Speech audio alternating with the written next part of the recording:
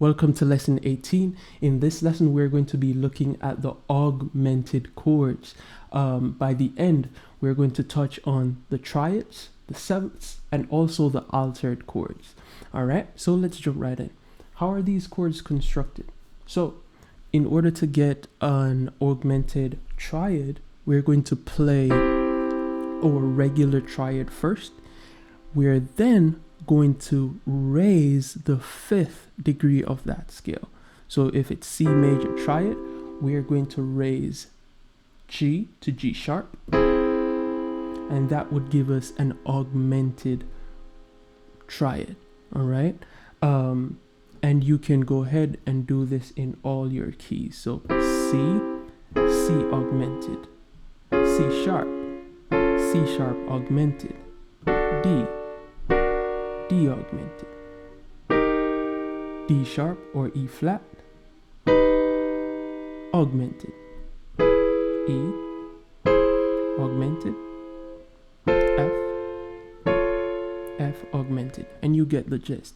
All right, so you can go ahead and practice that for all your keys. Now, the augmented chords are usually used as a passing chord or used to create some amount of suspense or tension. For example, if you heard this,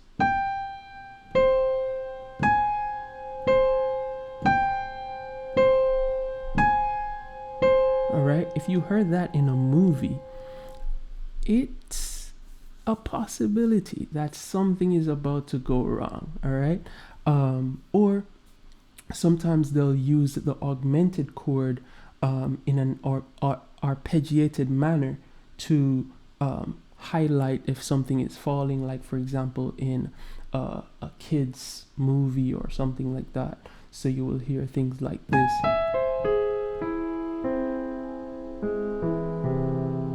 right? To show that something is on the decline or something to that effect. All right. It's also used, as I said, as a passing chord. So for example, if we wanted to get to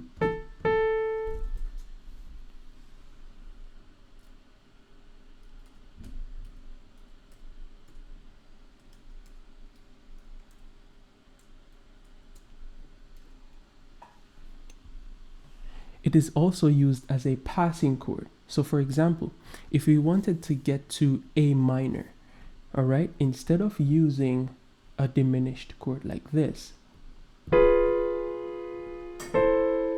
right, we can also use an augmented chord, all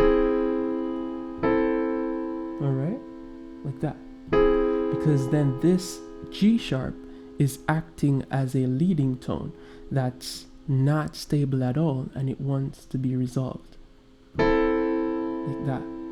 All right, so in the intro you heard me doing this, all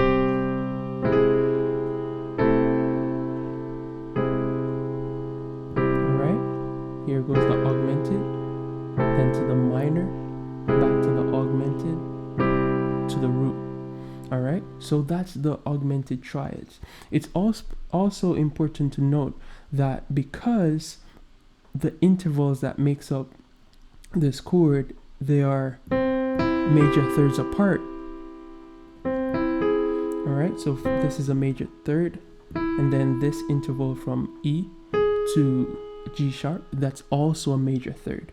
Because they're constructed like this, the chords tend to overlap. So for example, if we have C augmented, it's the same thing as E augmented. All I need to do is to take this C and put it on top. All right, and check this out, it usually overlaps with the keys that are involved in that chord. So for example, we have C, or the notes that are involved. So I have C, E, and G sharp. The augmented chords on those notes will overlap if it's a triad. All right, so this is what I mean. C augmented is going to be the same thing as E augmented if I change the inversion. All right, so this is E major and then E augmented. All right, And then the other note is G sharp. So if we have G sharp major and we raise that fifth, we're going to get G sharp augmented, right? Or A flat augmented. But if you realize the same notes, E, C, and G sharp. All right. So because of that, we only have 4 variations, and that's for C augmented, and then if we went to C sharp, sorry, C sharp, C sharp major, and then C sharp augmented, or D flat, right? That's going to be the other one. So we would have C sharp, F, and A, and those notes would have the same notes. All right, those, yeah.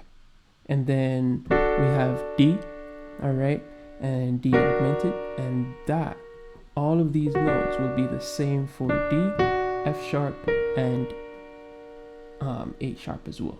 All right, so that's it for triads. All right, so go ahead and practice that. You should also know how this fits inside of a song. So as we said, moving from the root to the sixth, or you may hear this.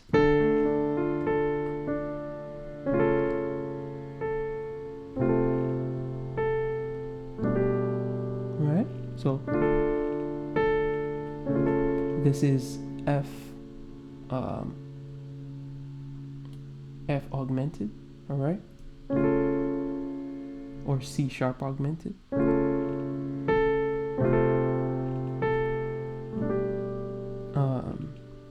And I'm sure you've heard that before.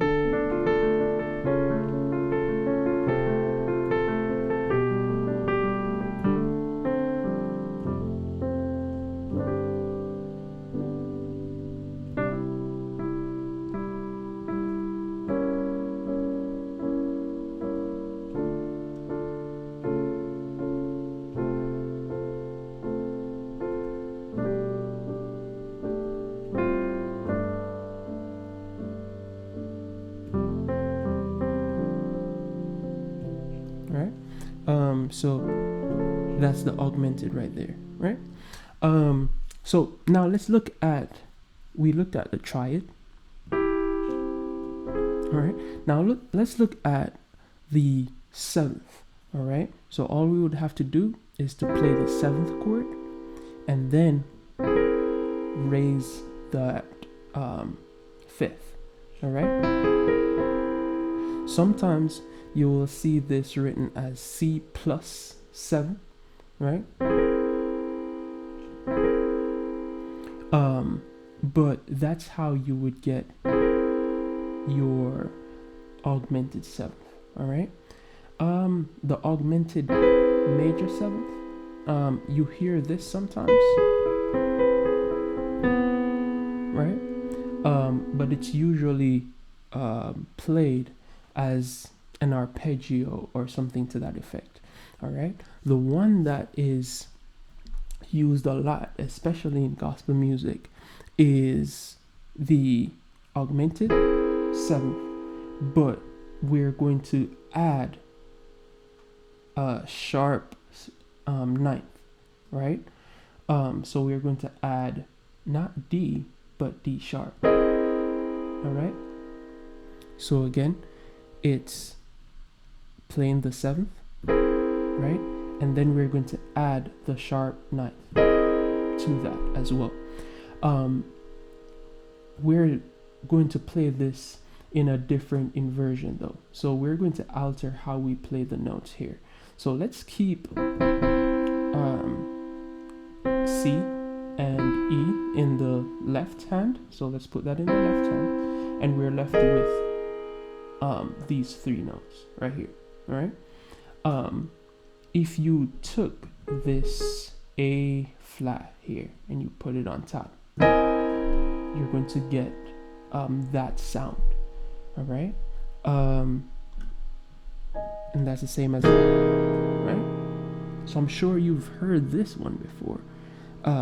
It's usually used as a fifth to add tension All right. It can also be used as a third chord, right? So it can be used on the third. So if we were playing in, this would be the third of A flat, right? So if we were playing something fast, like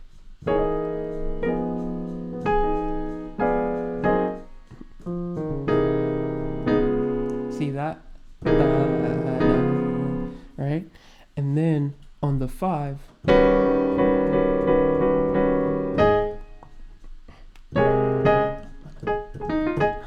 right? So you can look at it from that perspective, using this, just change how you voice it, and then use it for the third or use it on the 5. Take that, practice it in all your keys. This chord right here is a game changer if you did not already have it. All right, because if you're playing anything that has to do with preacher chords or shout music or anything that's just a beat, you're going to want to do that.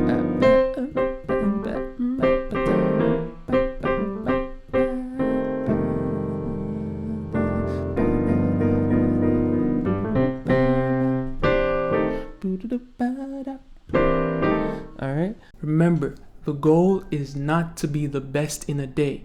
The goal is to become better every time you play. So hey, if you like that one, check out the next one. And don't forget, hit that subscribe button and let's be better together. Peace.